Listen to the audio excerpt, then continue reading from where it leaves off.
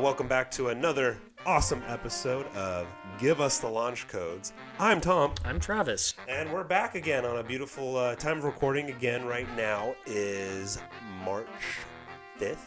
Ash Wednesday, everybody, coming up. And I say that again because remember, every Friday for the next 7 Fridays, can't have red meat at all. Vegetarian and fish meals, which are nice. It kind of cleans out your system a bit. I like a good fish, beer-battered cod. Love that. It's always nice. Yeah, so that's what we're doing. Just to give you guys an idea, too, of what we're doing right now as a whole in the sense of recording. We record in bulk in one day just because, you know, we got our lives right now. We try to get together as much as we can, but we can only get together What are we, Costco? As when we can, and when we get together, we just record as much as we can because we all got our lives. I got, kids. Travis is a busy man with all this writing he's doing. And, we all got our lives. This is why we talk about things that are way out of date by the time they get on. Yeah, and we are sorry about that. Our goal is to get to every day, once a day, but we'll get there one day. Let's see. Before we jump into this fun episode, here's something cool I don't think you know, Travis. Okay, this is for everyone, all the millennials out there. This is a cool thing. Hey, do you know what got released and remastered on Blu-ray recently? Tell me. The Digimon movie. Oh. You weren't into Digimon growing up? We're a year apart. You didn't ever watched it? Saturday morning cartoons? Digimon? No. Digimon. Digital monsters. Digimon. Never saw one episode. Oh, you have no idea. I also wasn't into Pokemon, but I've at least seen a few episodes of Pokemon. But hey, there's a difference. Hold on. There's a difference. The concept's the same. You got, your trainer on Pokemon and Digimon. It was called a tamer. And then, don't laugh. And then you got your monster that was your partner. In Pokemon, when you did battle, the trainer had to say the attack moves. Okay. And in Digimon, it was more of just the organic bond of support a person had with their pet. It's like a dog and his dog owner. It's an inseparable bond. And so you're there supporting your monster, a digital monster, Digimon, while it fought. And the other big difference between the two is in Pokemon, when a Pokemon defeated another Pokemon, it fainted. In Digimon, it died. It died, and you consumed its digital data. It's just dead. So it was edgy Pokemon. Oh, yeah, no. There was things on the line, dude, in Digimon. There were 4 seasons of that show. I watched all 4. It was my jam every Saturday. But why I bring up the movie, it has recently got released on Blu-ray, remastered with remastered audio. Ooh. That movie was amazing. And let me explain to you why it was balls to the wall, put your nuts on the table. The movie was made up of 3 short films. So you had 3 short films. The first one was a fun little origin about the main character, Tai, and his sister, Kari. Mm-hmm. And how, kind of like in Pokemon, there's not just one Pikachu. There's a million different Pikachus. So there was not just one Agumon, there was different ones. And they're just showing a fun little backstory about how, this is kind of how we started off and blah, blah, blah. The third one, I'm skipping the second one because the second one's going to blow your mind, and I know it will, what it was about. Remember, this was a kid's movie, but the second one, what they did in this second little short film is this, really? Third one. Grinning so hard right now. I know. The third one was just another fun adventure of, we got to help out this Digimon, let's do it as a group, and it involved the season 2 cast. The second one, it was called Our War Games. Yes, yeah. It was War Games, the movie with Matthew Broderick. So what happens is, this is when don't laugh at this. The main cast, they were called the Digi-Destin. It was their destiny to be help out the Digimon, save the world and all that. They find out that there's one Digimon, the main character, Tai, and his buddy, I forget his buddy's, Izzy. It was the tech dude. They find out that a Digimon is running loose on the internet, and you think and this is back in early 2000, so he's consuming the internet. You're thinking, I swear to God, fuck you. Hold on, it gets intense. So they're like this, okay, let's go send our Digimon, kick its butt before it destroys the internet. Really, it's just gonna crash the system. But here's how it gets. They didn't say break the internet. They might have. It's been a while since I've watched it. I just know the beats. But here's what's crazy. This Digimon was a really well-written villain because when he realized he was being hunted through, he was being hunted down, this is what he did. Not only did he go and that he fought the Digimon monsters that were sent after him, he was like this, well, I know where the tamers are in the real world. I'm going to send a nuke. So he hacks into NORAD and sends 2 ballistic nuclear missiles, one for Tokyo and one for Colorado. Because he's like, well, they're coming after me, so I might as well stop it at the source. So you got to think about this. This is a kids movie based off a kids scorched show. Earth. Yes. They have to stop a nuclear holocaust within 10 minutes. Think about that for a kids show. That's a kids movie. Sorry, say it. What are you going to say? I was going to say, I really hope out of the 20 of you that are listening to this, at least one of you understands all of this and are enjoying it. It's so... Because think about it. That's a cartoon villain saying, well, I know where the people who are in charge are at. You're getting a nuke. I'm just going to solve it with a nuke. And that's awesome, right? That's a good villain. That's insane. It gets better. So the villain in Digimon, like Pokemon, there's these evolve moments to make them bigger and stronger. When the 2 main Digimon are doing that, the best part is, okay, in the show, everyone always stops and is like, oh, he's evolving. It's like, whoa, look at that. Or the bad guy's like this. All right, bring it on. There's like, wait, this gentleman agreement of you have to wait for them to evolve and then you fight again. No, the bad guy literally looks dead at the camera and says, not so fast, and just fucks them up. And so they get de-evolved back into the little scrubs they were. And you're like, oh, this is serious. Shit's going down. This villain doesn't mess around. It's a good movie. That's what it was. Critic so hard. You have no idea how big this was for everyone watching that as kids at the time. Mm-hmm. Because there's another moment, and I'll end it with this one. When it gets into the heat of battle where the 2 Digimon turn into, and yes, I know the names, War Greymon and Metal Garurumon, at the time, everyone knew, like, oh, when these 2 get on the field, bad guys lose, that's it, fuck it, we won. That, boom, break the champagne. Like, these were the... It's like your cheat code monsters. In a sense, and it was like, basically, these 2 heroes were the ones who were like this, suck it, we win. Like, bad guy done. No. This bad guy beats the shit out of them so much where they stop saying their special moves that they do when they're attacking each other. It just turns into a full-on fist fight. In the regular TV show, they'll say their move, right, before they do it, which will be like, a big fireball or an ice ball or a rock that comes out of nowhere.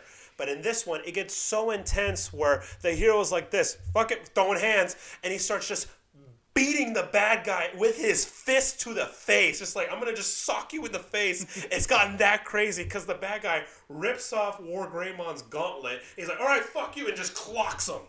Like, it was that crazy of a movie for me to watch where you're like, oh shit, we're just fist fighting now. There's no moves, no, plasma balls or missiles being fought. It's just hand-to-hand combat. I'm going to break your jaw. It was awesome. Okay, that's my thing, everybody. So I take it you like this. Yes, I love Digimon way more than Pokemon. Yes, right now I'm showing my youngest boys Pokemon right now, the first 4 seasons. And I played Pokemon Blue and Yellow on the Game Boy Color. Yeah, I said Game Boy Color because that's what she wanted. And I loved it. I wish I played Pokemon Crystal. Didn't get a chance. But Digimon was just like, those 4 seasons were amazing. It was amazing. Great. It was great anime, great dubbing.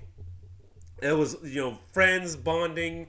People died. This was Saturday morning cartoons, Channel 5, Channel 11. People were dying, man. The good old Kids WB era. Oh, God, it was so good. So, yeah, that's just what's happening right now. Digimon, the movie's on Blu-ray, folks. Get it. I'm waiting for my next paycheck, and I'm going to get it because I just was like that. It was a great fight scene. It's like just they were throwing hands. So you haven't actually watched the remaster yet? Yeah, no, I haven't. Okay. I just remember. You just remember this movie very vividly. Yes. And the thing is, every Digimon fan will agree the Our War Games part is the best one because one, you're showing in detail damage, like armor being chipped, them like moving in pain, dust in the. There's this one moment where the bad guy And yes, I know the names of the moves. He says, shut up, shut up, shut up. You just make it worse for you. I know, I am. So Metal Garurumon has a special move called Howling Wolf Bite, and basically it's a barrage of missiles he shoots at the bad guy. And you're like, oh, damn. Bad guy takes it like just a slap on the chin, like means nothing. He shoots off a cannon through his chest that he calls a web wrecker, and when it hits Metal Garurumon, it looks like an 88 artillery round. And you're like, oh shit, where is he dead? Like, it just one hit, just dust. And you're like, oh my god. And then through the dust comes War Greymon just flying like, motherfucker, and he just clocks him. It was an intense moment. And it's great as a kid because it brings back the, like, yeah, it got real. There were nukes. Millions of people's lives were on the line, man, as a kid show. Thermonuclear war. Yeah. So that's our show, everybody. Dick. Thanks for stopping by. Our sponsor is what exactly? Did we do that scene already? What was this episode about? This is your idea. Okay, well, the episode... This is your suggestion. I don't know what we were doing. Okay, well, our sponsor for the day is actually bacon. Just so you know. Okay. Yeah, bacon. Good old-fashioned bacon is our sponsor for the day. I don't need to say any more because we know bacon's great on everything. Wrapped on it, added onto it, by itself. Thick, crispy, thin. We all love bacon. I brought off something joyful because, you know what? I want to talk about how hate watching has changed, and I think it's really unhealthy what's going on with what the term hate watching has become and people making money off of it. Now, and by hate watching, are you talking specifically about people making YouTube videos with thumbnails that say, "Oh, this movie is woke," or they ruined, or no, not just that, they ruined your childhood, or James Bond has died, or George Lucas is probably crying in the corner because of what's happening. Star Wars is dead, but I'm still going to watch the next episode of The Acolyte and talk about how Star Wars is dead. I'm going to get you to watch Digimon. Now, here's the thing. So hate watching, when I remember it from middle school and high school, it was a term used, you're like, oh yeah, I hate watch it, where you didn't watch it because you're just like, oh, can you believe they're doing this to our legacy characters and this IP? Or can you believe they made this thing with this name title? It was more of like this. And I'm going to use a very well-known movie that everyone has hate watched. Because they enjoy... Hate watching used to mean you went and watched something knowing it was bad, but you enjoyed it to a degree. Like you had some enjoyment with it. The Fast and Furious 3 Tokyo Drift. That was a main big hate watching film at the time when we were in high school and middle school because it was dumb as shit. It's dumb, but you enjoyed it. It was like it wasn't the equivalent of watching a cult classic film that was bad. Like, okay, for example, The Room. It wasn't you went watching like I'm going to watch the worst thing ever. Is it still hate watching if you actually have fun? If you have a positive experience? That's what the term used to mean. Okay. Like I hate watched it, but I'm having fun with it. It was almost like I know I'm watching something stupid, but brings a smile to my face watching stupidity. That's what it used to mean. Like Workaholics was another show people hate watched, but it was like, oh, this show's so stupid, but he's in a bear tuxedo, like a literal bear. So it's like that. It was enjoyment of fun where you went in knowing you were watching something super dumb, poorly written, poorly executed, and all that, but there was a bit of joy in that.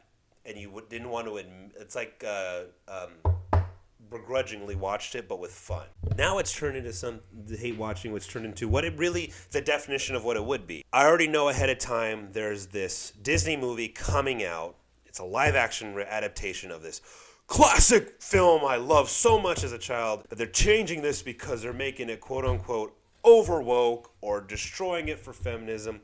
But the point is, I'm going to go see this in the theaters, knowing I'm going to be so mad, my blood pressure is going to go through the roof with my cholesterol.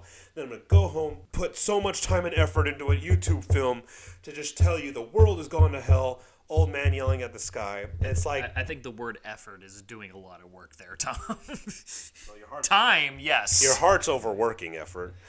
It's just like... It's like that, where it's like there's no need for that. And it's like there's this big market on YouTube to hate watch. And it's like... And it's not just channels that are designated for the movie critic review. Like, for example, this guy called Critical Drinker. It's not just for that. Oh, fuck that guy. But no, but what I'm saying is it's not just for that. It's anyone who has a platform is just hate watching. Like, this movie got announced. Why? I saw the trailer. My God, I saw trailer number 2. Oh, can you believe this? They're destroying it. It doesn't even matter why the reason you hate it. You're just actively putting out content to be like, God damn it!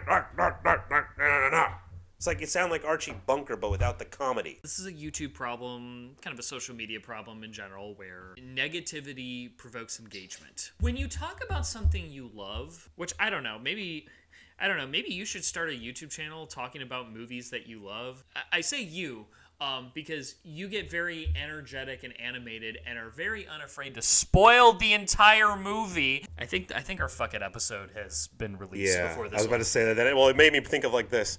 Hey man, I just got happy. It's a good movie. Well, 300's a good movie, all right? And to be honest, for the good of humanity, I would rather watch more YouTubers like you get happy, make content where you just get unfiltered and happy about something you love. But I think right now the thing that gets more engagement is like someone talking about why a movie is bad. I think there is something addicting about, let's say there is like a bad movie. And I fall victim to this too. If there's a movie that came out and it's like that one movie that for the year that gets critically panned. Sometimes it's like I want to like read reviews or watch reviews and I'm looking for that one funny quote that kind of describes and disparages the movie in a nutshell. And I think a lot of movie critics get into that habit too, where it's like if there's something they hate, they want to try to outwit each other of like, what is like the best like... It's Morbin time. So... But no, here's the thing, and you're saying it right because it's wit, but wit is funny. There's nothing witty about just hate watching. Yeah. It's like maybe that's what for a lot of those people go into, but then it's just like, I want to feel miserable. And then a lot of these people have like Critical Drinker, for example, they peddle like terrible politics and they actually accumulate. Like Critical Drinker's been a guest on has been interviewed by Ben Shapiro and has been a guest on Daily Wire they hate shit. watch too. Yeah, exactly. Well, and so I mean, I don't know how much we want to get into, or give us the launch code. So we will get into the political angle of that. Of like, yeah, there is something inherent about conservatism that is built on constant misery. You have to feel miserable. You have to feel like people are out to ruin your life or ruin the things you love constantly. But here's the thing, okay, hold on. When it comes to let's just take the best example right now, the remake of The Little Mermaid. You saw the trailer for it, and let's say you're like, oh, that is not my thing. I'm just going to go rewatch the original, because that was my thing. Yes. So it's not ruining it if the original still exists. You can't ruin something when you have the original painting. Mm-hmm. Someone remade the painting. Regardless of why they remade it, doesn't matter if they recast it for a different color, different sex, different time period, different genre, like they turned Little Mermaid into a noir film, for example. I'm just throwing it out there. I watched the trailer. Okay, well, I'm not going to waste my time on that. I'm going to rewatch the one that I liked and have a good time. Because when you're saying that, they all say it's like they're ruining your childhood, they're ruining your legacy, what you grew up on, they're ruining Disney. It's like, well, no, because on Disney Plus, the original Little Mermaid's still on there. The original Aladdin, the original Snow White, for example, that's a big thing. It's just that's what hate watching is. You can't ruin an IP because it's an IP. The thing that I found most insidious about the marketing for Little Mermaid, and I'm sure I haven't seen that remake. I hear the actress Halle Bailey, I think is her name. I heard she's talented and a good singer, so good for her. What I found insidious is that some of the marketing seemed to, or some of the PR output from Disney seemed to anticipate the racist response. It's like, well, because it's like every time they remake something, it's like, okay, we're going to cast like a person of color in a role that was originally depicted as a white person. Yeah. You are going to get those people that are like, well, first of all, very few of them are honest about the fact that they just don't want to see a black person in that role. I would actually respect them if they were more honest about that. But a lot of them, they see that and they go, oh, this is some sort of political. It's like that joke. Like there's a joke that there are two races. There's white, and then there's political. There's two genders. There's male, and then there's political. The two sexualities are straight, heterosexual, and political.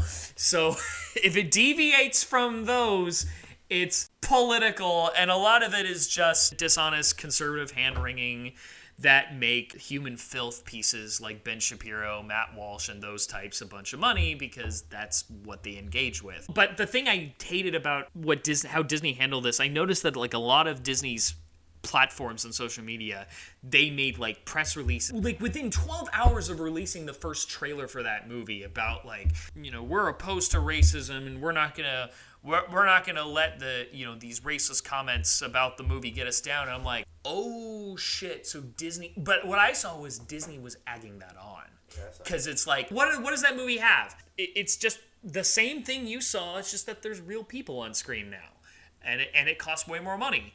So it's like they have nothing else but to just pretend, hey, look how progressive we are. This is all we have going for us with this movie. And I'm like, that's also a problem. Yeah. And I'm like, I'm not saying that was the intention for casting the actress, but how they handled it is what you're saying. It's how they handled it as the marketing handled the finished movie. Yes. That's what I'm saying about how I don't think it's good for the health of the person putting out the hate watching content and anyone watching it, because one, you cannot ruin a legacy character or an IP because you still have it. You have for example, there's two examples for it. I'll do the first one. The Godfather, part 1, part 2, part 3. My joke is there's only 2 parts. There's only 2 parts. The third one is such a garbage piece of crap. Mm-hmm. But you know what I did after I watched it the first time? You want to know something? You never watched it again? I just told people when they asked about it, hey, isn't there 3 parts? There's just 2. Don't worry about it. I never rewatched it. I'll rewatch it with you. Yeah. That's a different reason, because of who you and I are as friends and movie lovers. But and then after I watched the third one, to help myself out the next day, I just watched the first one again. And in my head, I ignored that the third one ever existed, because the third one counts. It came out so many years after the second one that it's like how you do these remakes of live action. It counts in that stratosphere of, don't need to think about that. I got part 1 and 2. Yeah. It makes me happy. And after part 2 ends, you know what I do? That's a franchise right there. I move on. That's a great duality. A second one, because you and I, being who we are too, and it's a controversial thing right now, I guess, because to stay on topic, recently, I guess the thing with Kathleen Kennedy and Star Wars, whether she's quitting or not, and Star Wars is finally saved. How people are saying that. Guess what we did when we watched the quote unquote new trilogy, episode 7, 8, 9. So guess what we did? I'm gonna just go rewatch the ones that made me happy. Or hey, Rogue One was great. And that's all we need.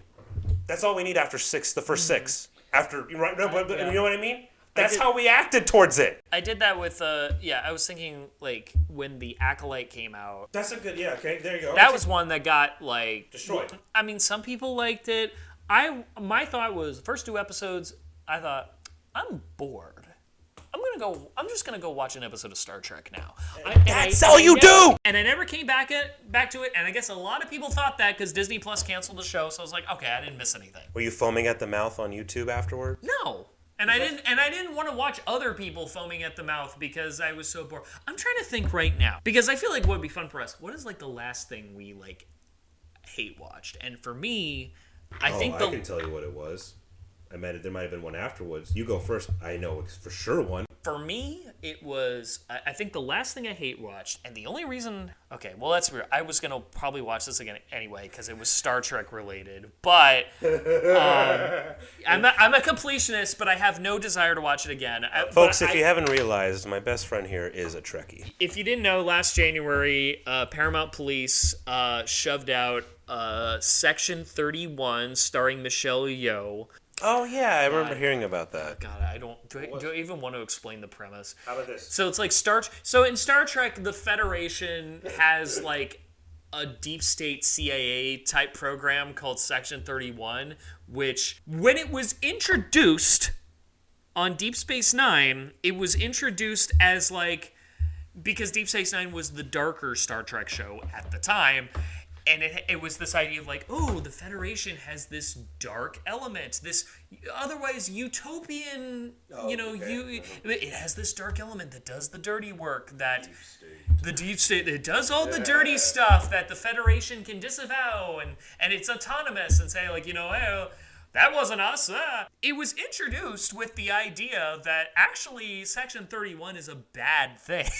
But something recent Star Trek, since Discovery came out and it was back on television, or rather streaming, they started to like soften the image of Section 31 because, I don't know, Alex Kurtzman thinks it's a good vehicle for like spy adventure shit in space. Because Michelle Yeoh, the reason why she's in it is because she was a character in Discovery. By the end of her arc, she was part of Section 31, and they wanted to make a spin-off about her. Right. And at first it was going to be a TV show, but then for some reason, I don't know, maybe because they actually paid attention to fan reaction, they're like, people don't want this. So they decided, well, we'll just make like a direct-to-streaming movie. Yeah. A 90-minute movie, test the waters, see how people like it. It was very the reaction was very negative. I watched it. The only reason what got me to watch it was I was with a few of my Star Trek Costume Club buddies, and we all got together at this apartment to watch it. A few of us had seen it before. Nobody liked it. Nobody liked the movie. I figured I wasn't going to like it, and that was like my last genuine hate watch. But I'm not going to watch it again. I'm just glad that I saw it, and I hope they don't make anything else like it. It's just, it was an educational experience. I'm never going to watch it again. Now, Travis, did it ruin Star Trek for you? Did it ruin your legacy characters? I mean, the only legacy character in there was, I guess, other than the Michelle Yeoh character, which whatever. I mean, what they had like a younger version of Rachel Garrett, who was the captain of the Enterprise C, and you only saw her in one episode of TNG, which I'm actually not sure how that works, because I'm like, wait a second, on TNG, was she like 80 years old or something? I mean, granted, they age slower in Star Trek because medical techniques have gotten better, but I'm like, was she that fucking old? What? So did it ruin it for you, Star Trek? Are you gonna howl at the sky? See, the thing about that was that it's like the first time I've watched a piece of Star Trek media where I can earnestly say, everyone uses this like flippantly with every new Star Trek thing nowadays, but for me, if that was like, this is not Star Trek. Like, even just on a surface level, if you showed like screenshots from it, there's nothing about it that says, oh, that looks like Star Trek. Right. No, it was like, I mean, my friend compared it to like Mission Impossible. I think they were trying to go for a Guardians of the Galaxy vibe. I think that's an insult to either of those things. It was just action, poorly directed, poorly staged action slop. The entire experience felt like I was watching somebody either get like a tax break or... It's like, this is either a tax break for Paramount or sunken cost fallacy. Like, and that's just because I knew the behind the scenes story. Like, this was in development for years. Somebody at Paramount. My theory is that I think the project was dead because sometimes that happens. You develop a TV show and it doesn't go well, and you move on to something else. I think the project was dead, and then after Michelle Yeoh won her Oscar, somebody at Paramount, and this might have been like when Paramount was like reshuffling their executive because they had just rebranded and whatever. Somebody at Paramount was like, wait, we were going to make a Star Trek show with her? How did we fuck this up? How did you let this go? Well, we got to do something. So I think it was like a case of sunken cost fallacy of like, we have this big time famous actress we could put on the posters. Academy Award winner Michelle Yeoh is in our Star Trek thing. So again, I'm done talking about so like I said, so again, did it ruin Star Trek for you? Are you still watching your Star Trek though? I'm still watching my Star Trek. I'm still looking forward to Strange New Worlds, and so it didn't ruin anything. It just was like, okay, it happened. No, I'll just go back. Yeah, and it's like I like the other new stuff they put out. So you just know like this. Hey, I have my other things. That's what it is. That's what I got my other things. For me, the hate watching I last did actually, I just realized what it was. Did you know that there was an Uncharted movie with Tom Holland? Yes, I remember that. All right. It looked like shit. Oh yes, you are correct. Here's the thing. Did you know that I played all 4 Uncharted games and like a big fan of Uncharted? You're a big Naughty Dog fan. I'm a big Naughty Dog fan. I love Uncharted. Played the first 3 on the PS3. played the fourth one on the PS4, and I got emotional at the end of the fourth one, not gonna lie. It was a very, like, wow ending. I already knew from the trailer, oh yeah, this is not Uncharted. And guess what? Didn't see it in theaters, didn't buy it on Blu-ray, didn't watch it when it came out here or there or there. Finally, at one point, I think it was on FX about a couple months ago, I think it was, or Showtime. And I said to myself, you know what? I'm not doing anything right now. Check that off the list. I'm bored. I got a beer in my hand. My wife's with both kids. My dad's taking a nap. And I was like, you know what? Why not? Changed it, watched it for 10 minutes, and went like this. I saved so much money. And then I went back to watching anything else. Oh, you only watched 10 minutes, and that was it. That's all I needed. That's good. And because it was... The Uncharted movie is described as an origin movie to the whole Nathan Drake legacy.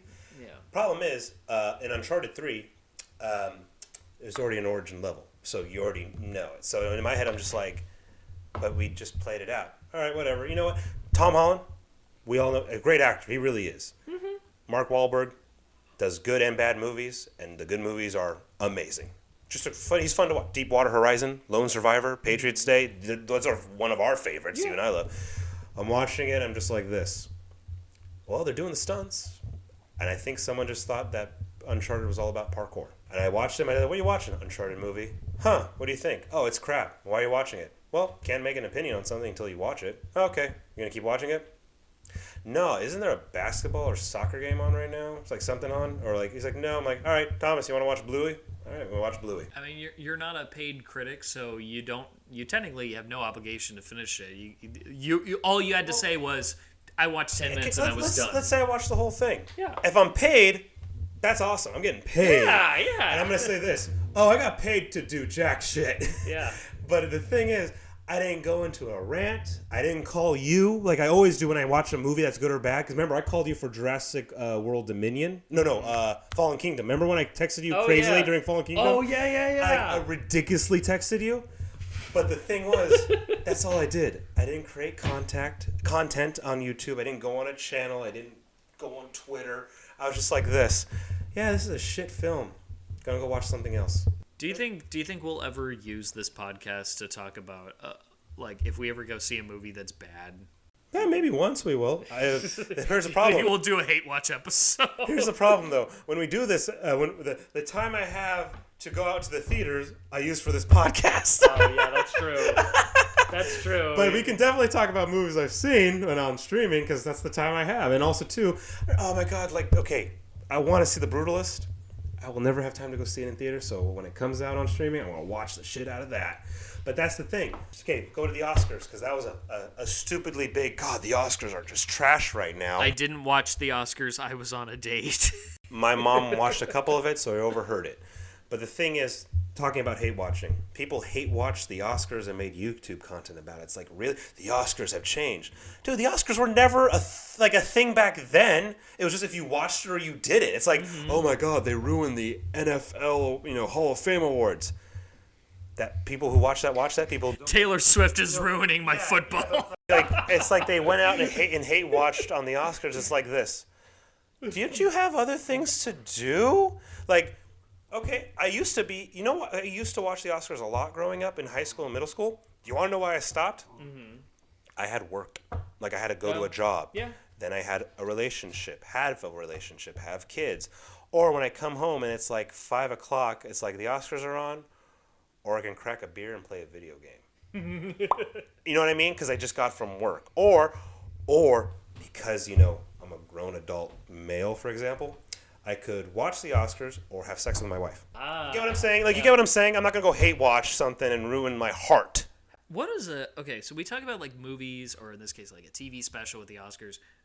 What about a TV show? Like, have you ever watched a whole season of a television show you didn't like? Yes. Oh my God, yes. And I don't even know. I know I did, and I remember watching it as being like, why did I waste my whole time watching this? All right, well. So you're not going to talk about The Last of Us? Oh, thank you. Thank you. God damn it. Oh my god. There you go. See, but doesn't that prove my point? Doesn't that prove my point? I forgot about it. I didn't hold on to it. I'm not screaming at the sky. I call bullshit on the fact that you do not hold on to that. We've talked about that show so many times. Look how I reacted of like, oh, that's right. Like, you get what I mean though? Like, I'm not upset. I think it's. Okay. I think it's, so wait, so you're not gonna watch the new season? I will watch it with you. Okay. Because you're my best friend. That's Okay. a difference. Remember, I'm okay. Like Justice League and Dark Knight and the Batman versus Superman, it was only because with you. The trailers were crap. Except you're the only one hate watching because I actually like the show. I like the show so much better than you do. Problem with The Last of Us, and I'm going to say this quickly because now we're getting squirrely again, Travis. I think I won't respond. I just think it's the worst adaptation ever made of something from a previous IP into a new medium, like a book to a movie or a video game to a movie. I think this is the worst adaptation I've ever watched. I watched all, was it 6 or 8? 9. I watched all 9 episodes. First off, I was hoping, because I'm a Naughty Dog fan. Yeah. I love the first part 1 and part 2 of The Last of Us. I think they're great, phenomenal games. Great storytelling. It's like you're playing a movie. I think they did. Except the world. The way the TV show did the world building, awesome. The game. Okay, when you're playing a zombie type game, you can take so much damage from a zombie, but in a movie, it's like, well, you get bit or scratched once, you're dead. So in the show, they made sure the characters never got touched. That was genius. Yeah. The way they did the virus, genius. The way the world was set up, genius. I thought it was great. They acted like, well, in a real life situation, fighting these monsters would be an instant death, so we're barely going to have them interact with the monsters. Mm-hmm. Yeah, it makes sense to me. I snuck around a lot anyway when I played the grounded difficulty. Yeah. It's the characters they got wrong. And I watched the whole thing, and yes, I was venomous about it all with you the whole time, but this proves my point about hate watching. I'm not going like, oh, God damn it, season 2's coming out, and I'm like this. Okay, Travis, I'll watch it. Except to me. Yeah, I know, you love it. I'm glad you love it, because I thought it was a piece of garbage trash. I thought the casting was great. Yeah. I thought everything else they did was shit. Casting in the world was awesome. The world building, the casting, the sets, the props, everyone, how they were acting. It's just the dialogue and what they did to the characters. But other than that, though, didn't go on a hate-watching binge. Didn't get upset because they made, Ellie this badass feminism bullshit crap. I just didn't care.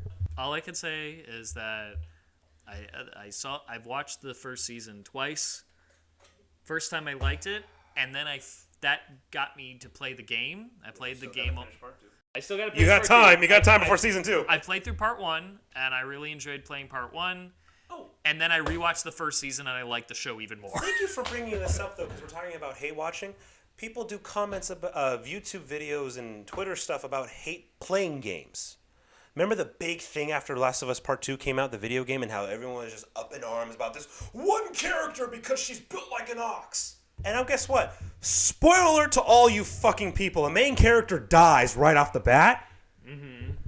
Actually, I won't be mean. I won't say who because it's kind of cool what happens. I liked it. But anyway, when I played the game and during that first level when one of the main characters dies, I'm like this. Ha! Nice. Nice. I thought it was great. Because I knew what the concept of the first game was. I'm like, yeah, you reap what you sow, motherfucker. This is great. I didn't care. I was more focused on playing Ellie anyway. I like her combat better. But that's why but now this whole thing, like, oh God, no, they ruined my character, and now it's all about these girls. And I'm like, dude, calm down. It's just a video game. You could have stopped playing. You know what you could have done? Here's a crazy concept. After a video game, you play for the first level, and you get to a point that pisses you and blows you up to hell and pisses you off. Return it, and you'll most likely get all your money back. Yeah. Especially if there's like a store that sells used games. No. From where you bought it from. Oh, because remember, return policies have changed over the years in this country. Mm-hmm. You can return it back and get your full monies back. Yeah. You could lie about why you're returning it, whether it's unopened or not. Mm-hmm. Because you'll just get store credit for the full amount. If at minimum you get store credit for the full amount, and you can go buy something else. Yeah. So don't BS me that it ruined everything when there's a way to fix it. Last of Us the first season, watched it, not a fan. I watched the whole thing, and I moved on. Whenever Travis brings up, yeah, I tell him no, it's a piece of garbage shit. But I've been calmer about it because I'm an adult. I never made content over it. I never yelled at the sky. I never had it to be get on a pedestal and on a platform and say, it's just not healthy for your heart. I will watch part 2 with you because you're my best friend, and I will tell you everything wrong about it, or maybe everything right, because who knows? Who knows? But getting back to it, we got squirrely again, folks. Sorry. I wanted to. Yeah, no, this spawned because I asked you like a TV show that you hate watched all the way through, because I've had that experience a few times where. Oh yes, right. That's what you asked. Yeah, and that was something you went into with high hopes, and you were disappointed. Yes. But you stuck with it to the end because you just had that feeling of like, was it like your heart set that this was not good, but you kind of wanted to see what they were going to do, like where it was going? My whole aspect, very few times actually I do that where my heart's set and hopeful, like after I get my first tasting of ill or disgusting or bad. My thing is you can never fully give an opinion on something unless you finish something. Yeah. So a book, like, okay, Catcher in the Rye. I don't understand how that got John Lennon killed, but I think it's a great book. Mm-hmm. I've read it to figure it out. Guess what? I had a good read. That was it. Or Last of Us, the TV show. First episode, I already knew they were messing. To me, it was just a piece of garbage crap. Yeah. Watched the whole thing, and guess what? You know what came out of it? Got to talk to my best friend almost every day about it. And the whole concept to me was I just got to talk to you every day about anything. So to me, I'm like, okay, just talk to my friend. And I'll say this. The actors are in there all great. Nick Offerman's amazing. Yeah. The way they did the character, Bill, horrible in the show. But hey, Nick Offerman's great, no matter what. I love, again, just the world building and the way they did the zombies. That cool part where, like, the hole in the ground where all the infected come out. That was cool. And everyone's getting slaughtered. That was cool. After that, I was just like this. Is it over yet? Is it over yet? Is it over yet? But I watched all 9 episodes, 9 hours plus. I just have that whole opinion. My whole concept of things is you cannot give a critique or an opinion until you fully watched it, fully read it, fully played it. I've played a lot of bad video games. Mm-hmm. But I know that because I finished it all the way through. Because that's the point. Because it's like you just can't do that until you do it all the way through. No matter how bad it is in the first 10 minutes, it doesn't matter. Mm-hmm. That's why I watched it. I mean, I have this, when it comes to television, I have this rule that if the first 2 episodes are not engaging with me, if I feel like watching them is a chore, I don't watch the rest of it. And I'll just tell people, like, my word on it is I couldn't get past the first 2 episodes. But there are some shows where I have watched the full season, even after, like, I got to a point where I realized the show sucks. Sometimes I did it more than one. I did that with the Halo show. You poor bastard. I knew from the trailer not to watch it. I knew from the trailer. Yeah, poor bastard is a very apt statement, because I was watching it and I was like, okay, I know they're gonna do something different with this, and I just thought, like, okay, well, the game doesn't have there's not a lot of material in the game that could, like, you could do, like, to transfer a over to scrolling television, because it's a first-person shooter and the main character doesn't even talk, so you got to do something.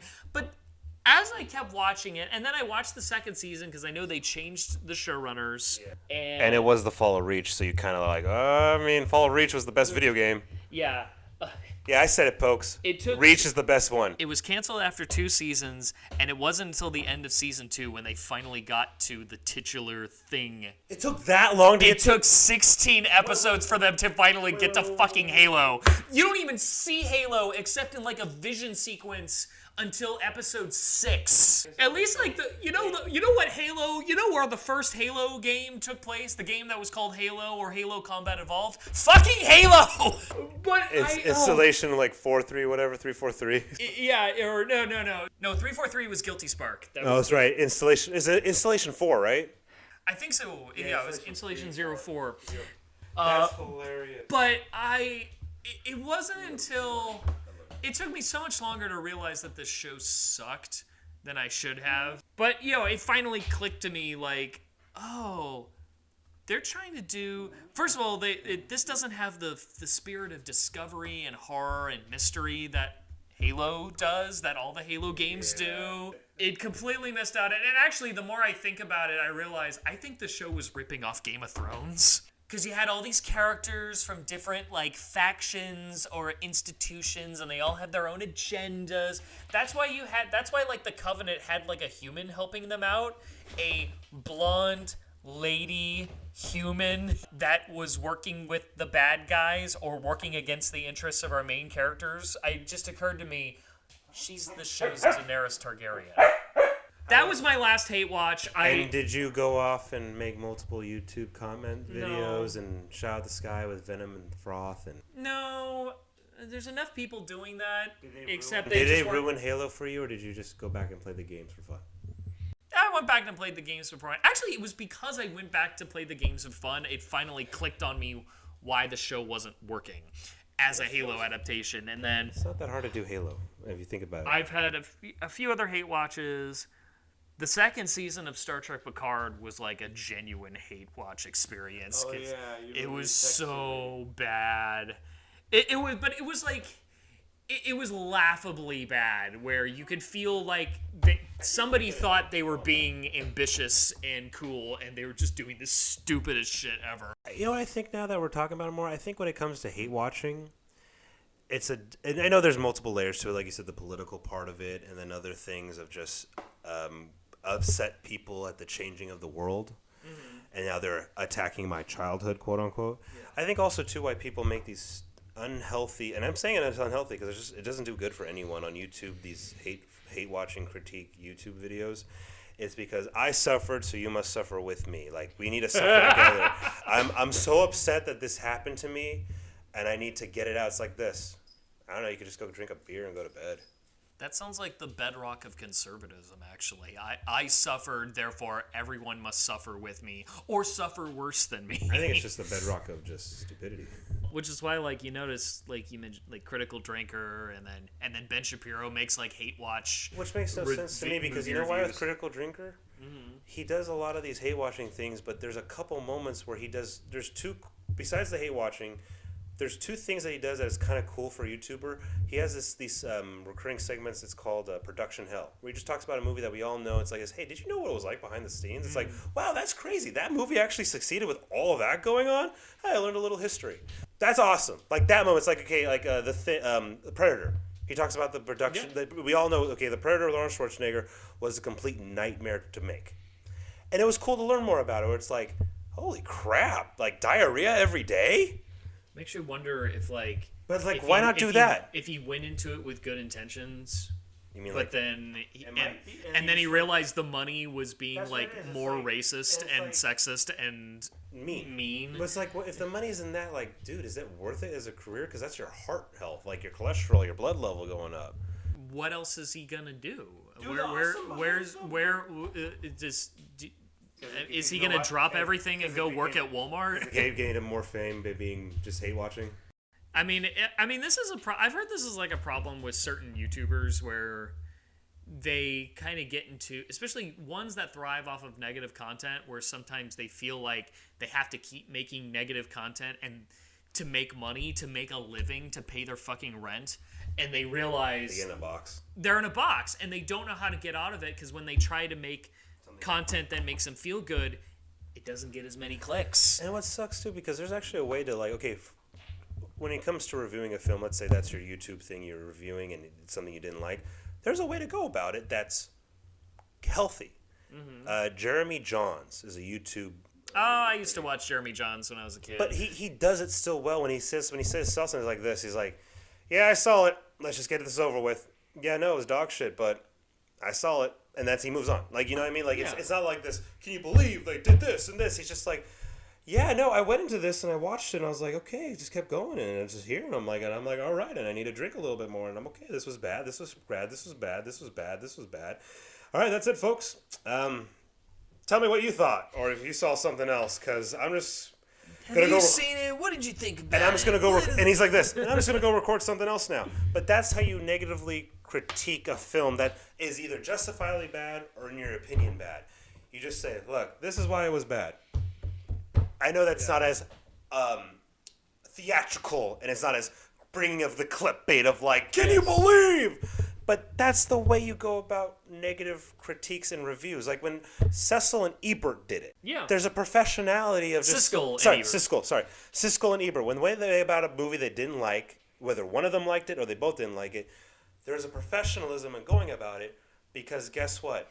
At the end of the day, it is just a fucking film. There are so many others, and if this remake pissed you off so much, go back and just rewatch the original, because that's what you do. I want to talk about, because I realize all that we talked about for the hate watching, it's all like adaptations of big IPs. Have you ever hate watched something that was original, or at least like didn't have a big built-in? I didn't like All Dogs Go to Heaven. That was kind of stupid. Okay. And when I was a kid, I just watched them like this. Well, popping in Bug's Life or Ferngully now. That was it. I know I was a kid, so maybe that doesn't count, but as an adult, okay, something original as an adult that I watched that I didn't like. That you stuck with. Oh, stuck with, god damn it. Because it's streaming, I changed. Okay, unfortunately I don't stick with it, because I just changed something else. Which is the better thing to do. Which is, okay, but this is the hate watching. I didn't go into it hate watching, but I wasn't enjoying it throughout watching the whole thing. Oh, God. What was it that me and my wife watched that I ended up not liking, and we just made fun of it, and then we went to bed? Oh, sorry. Because I'm a grown adult, we had fun in bed, then went to bed.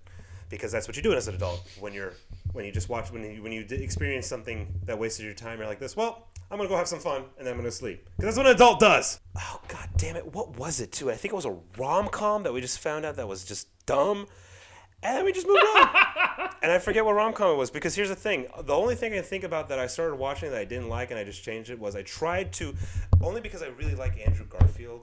Him and Florence Pugh did this love. Oh, I've heard of that. Did this, not a rom-com, but this like a romance movie with like heartfelt and stuff. I think it was called like something with time.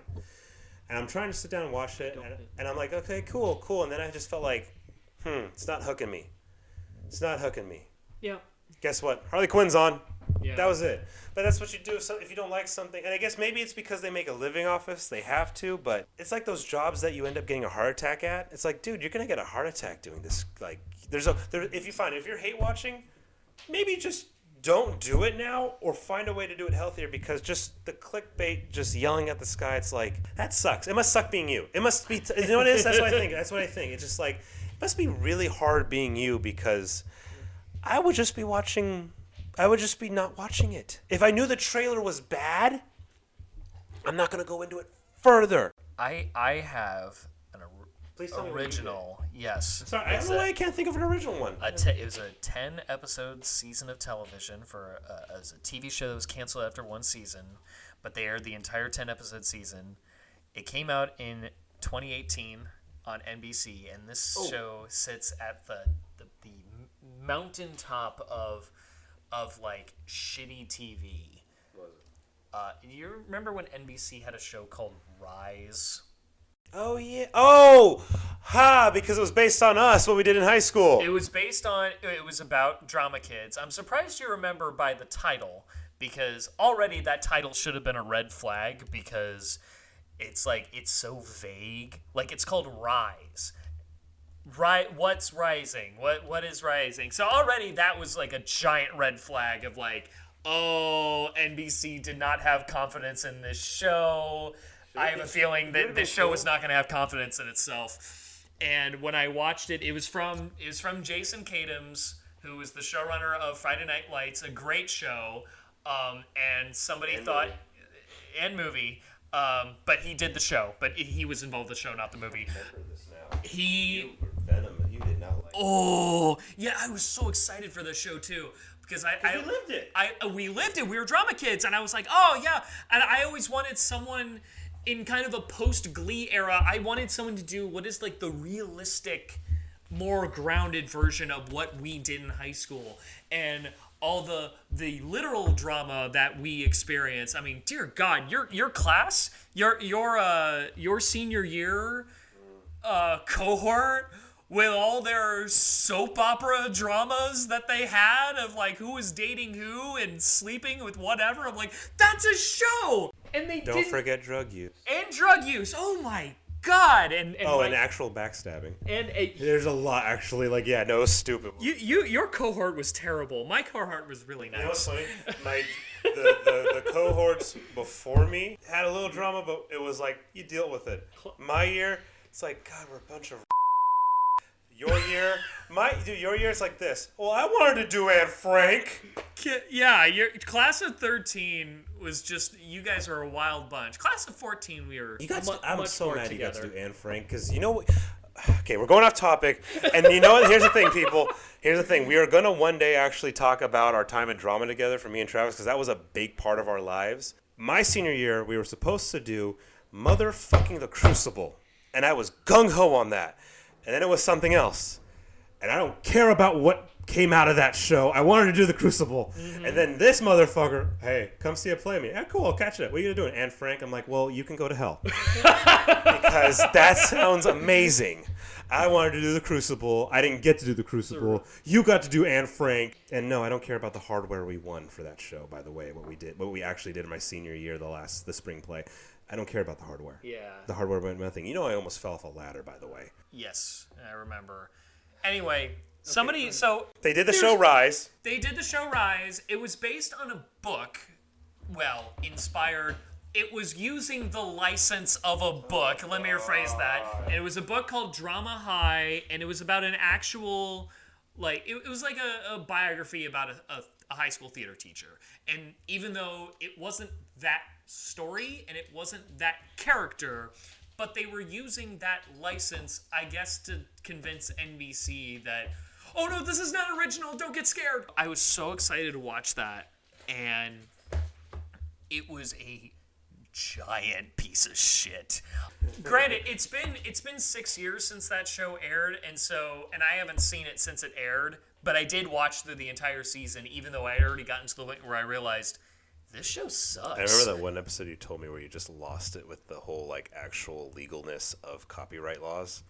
And oh, Jesus Christ! Because we went through that kind of. Because the plot of that show revolved around it was a Josh Radnor from How I Met Your Mother. How I Met Your Mother. He was the star. And I gotta say, oh boy, there's a lot of sassy things I can say. It is a show about a drama teacher that just a guy who's going through a midlife crisis who decides to take over his school's drama department in a very douchebag fashion and ends up kind of ruining every people's lives and destroying the drama department, but as written by people that think he's like the Robin Williams character from Dead Poets Society. What? It is. What? That's a. It's like they write him like he's supposed to be the inspirational teacher. The show they're doing is the musical Spring Awakening, which is about teenagers going through terrible adolescent things. It is so graphic and explicit that there is not a school version, and therefore high schools don't do it because it's inappropriate for high schoolers. Yeah, but we're gonna do that show because we're not gonna do fucking Pirates of Penzance that maybe your grandparents remember. And I'm like, okay, but does it have to be fucking Spring Awakening? You could do so many other more modern musicals. Why does it have to be Spring Awakening?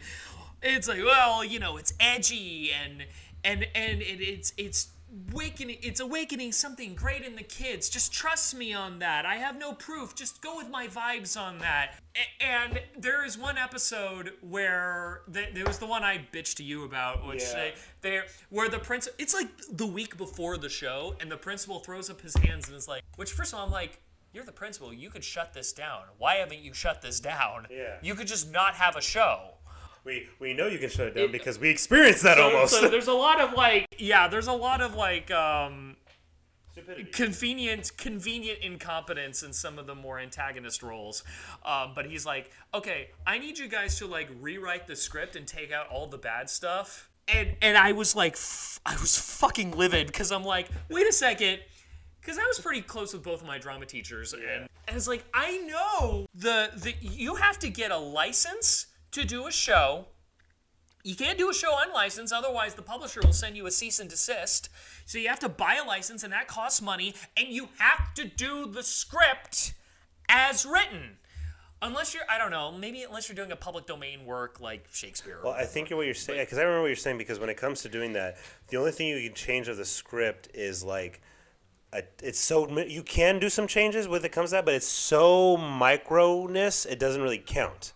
Like, Yeah. it's like, you know what I mean? If you change anything, it's because it's like a spur of the moment. You have to ad lib and you're live. Yeah, that's it. But you're not. You have to do the script as written, and if you fuck with it, It's illegal. It's illegal. It's illegal. They could come after you. Oh god, I was so livid about that show. No, the thing I would say about that show is that the biggest damning verdict I can say, it is a television show that doesn't believe in its own premise. And that's how I felt. I felt like, because as I was saying, I feel like the stuff we went through in theater, in high school theater, that was enough material to make a show. Rise did not agree with that. And so it kept on creating artificial drama to heighten things like the Spring Awakening controversy bullshit. Or they had an whole episode where they built the climax over the fact that over the football player's game, the football player that they cast in the show. And the climax was like, how's he going to do in his big game? And I'm like, this is a side story! You know, we had a football player in our production at one point, too, a varsity linebacker. Mm-hmm. That's what makes it funnier. We had all this stuff happen to us. Like I said, this is something I could go on and out, but it is the worst kind of television show, hell, worst kind of story, which is a story that doesn't believe in its own premise, that feels like it is deliberately missing out on what it has in front of them, but decides to do bullshit that ruin the grounded nature, that ruins the premise. I love how we started off with like, hey, there's a trend on YouTube called hate watching, and it's just not healthy for people, and it should stop because there's no point to it.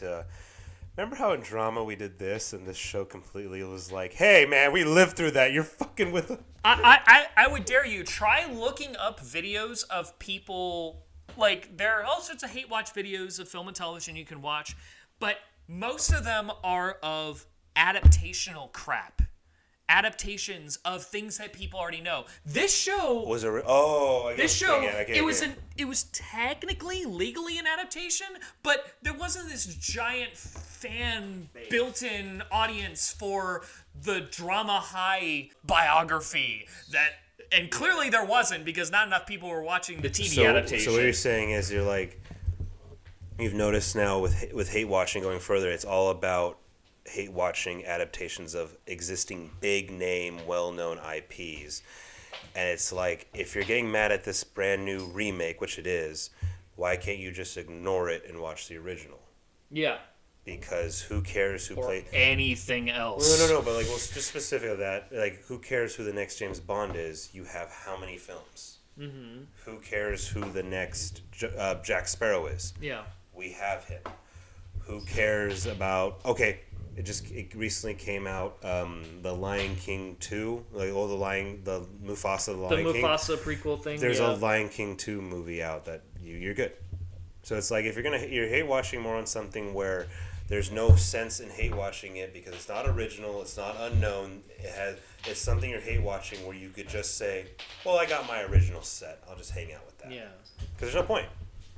There's no. Okay, yeah. It'd be like this. It's like people who had a problem with the Watchmen TV show. You got the movie and the comic book, so just watch that. You're fine. The thing I find most disingenuous about the people that hate watch regularly for YouTube is because I know they're just doing it for money. But to me, that's what's sad too. It's true hate watching, like Rise is a great example of this for me. A great personal example. I watched the entire season, even though I knew it was bad. But the ways in which it was bad, it was still engaging with my emotions. Because I was so... and a lot of it was just being flabbergasted as to what they were doing wrong, how the depiction of everything was wrong, why they were focusing on the wrong thing. All sorts of things they were doing bad that that hit me on an emotional level to where that kept me watching it. Right. Where I was like, I just want to see where this train wreck is going to land because it's fascinating. It was a fascinating experience for me to watch. Whereas The Acolyte didn't do that for me. I didn't think The Acolyte was a good show, but I was bored. I don't want to watch things that bore me. So that's why I stopped watching that show after 2 episodes. Rise did not bore me. Rise made me mad. It was a stimulating experience for me. That's the true hate watching. That is pure hate watching. And like the worst thing any movie or television show can be is boring. Because it's boring, you're not engaged, you look on your phone, or at best you're thinking, I want to watch something else. No, the best thing a movie can do is to engage your feelings, engage your heart. Even if it's bad, you're having a moment with it, and that is special, and that only happens so often. So the idea that these people like Star Wars Theory or Critical Drinker or all these stupid ass motherfuckers are doing videos on YouTube where every single video is, this sucks, I'm going to talk about it for an hour. This sucks, I'm going to talk about it for an hour. This sucks, I'm angry. This sucks, I'm angry. Are you really having that moment over and over again? Bullshit. Bullshit. That does not happen with every single thing you watch. Is it acting? No. Is it money? It's for the money. It's just playing for cameras. It's playing for clicks. And I'm like, no. You are not. I refuse to believe you are having an authentic hate watching. You should have had a heart attack by now. Damn it. It's like a diamond in the rough. Like just because it's a bad movie doesn't mean it's so good it's a bad movie. That's why The Room is so special, because that movie is so ridiculous in a way that not a lot of bad movies are. And actually, that movie is so special that you don't have to watch it as like a hate watch, because you can actually have a positive experience watching it. I did not hit her. It's not true. It's bullshit. I did not hit her. I did not. Oh, hi, Mark. You're tearing me apart, Lisa. Don't your breasts have cancer? Remember when we purposely went in knowing that the Justice League movie, or the Josh Whedon cut of Justice League, was like, this is going to be shit, let's go watch it.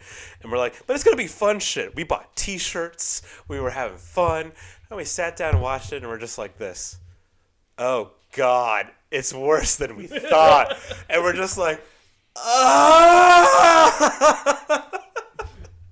And then we got out of the theater, and I just remember going like this, because for some reason, my wife, at the time my girlfriend, wanted to come along and be with my buddies and see what I like.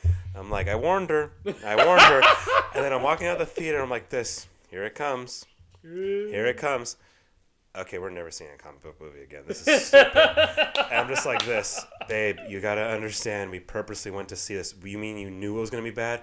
Okay, we didn't know it was going to be this bad. But we went to see this poorly to laugh at it, and it kind of backfired on us, and now we just want to get in and out and cry. Well, comic book movies suck. And in my head, I'm like this. Give her 2 months and show her The Dark Knight. Give her 2 months and show her The Dark Knight. Give her You know what happened when I showed her The Dark Knight? Did you turn around? She got so emotional in every scene. Mm-hmm. So happy, so quiet. She was actually genuinely bummed out that the Batmobile got destroyed. Oh. Think about that. No. Yeah. Her first introduction to comic book movies was the Josh Whedon cut of Justice League. That was her first ever. And guess what? Don't worry, folks. I saved her. I showed her the Dark Knight trilogy. And guess what?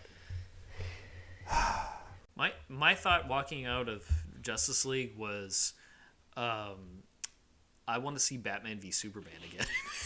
You saw that with your sister, dude. And I was just like, because that movie, that was a proper hate watch. That was like, remember the three of us went laughing about it at Dominic's? We went to an Italian restaurant after that movie, me, Travis, and his sister.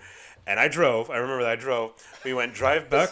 we drove from the Long Beach Town Center back to Cyprus. Did we watch it? No, we watched it at 4-star. Did we? Yeah. Fine. We went to the 4-star in Garden Grove, to the Dominic's in Cyprus, amazing Italian food, and just laughed our asses off while eating Italian food and how bad it was.